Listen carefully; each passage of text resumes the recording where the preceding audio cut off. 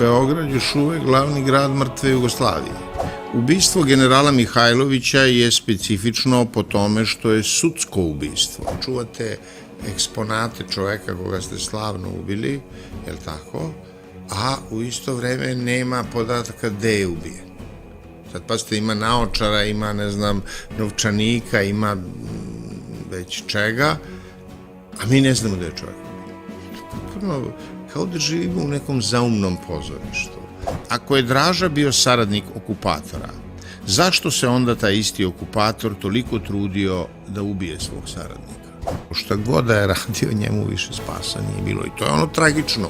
Znate, tragični junak može da radi šta god hoćete, ali onog momenta kad je Edip izašao na raskrsnicu i ubio tog starca za koga nije znao da je njegov otac Laj, sve što radi posle toga može bude ispravno, najdoslednije, nema spasa.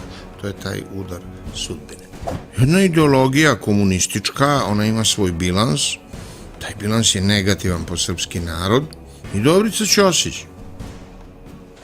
1989. godine.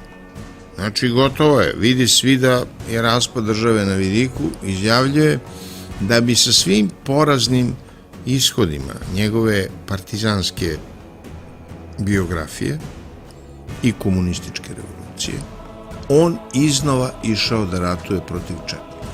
Ne dolazi se od Carstva nebeskog tako što vi čekate pa ono dođe, nego tako što nastojite da podvigom sebe ugradite u dolazak Carstva nebeskog. I ostaje on tamo da bdi nad njihovim grobovima u Libertvilu, tragični junak kao večni general večne vojske.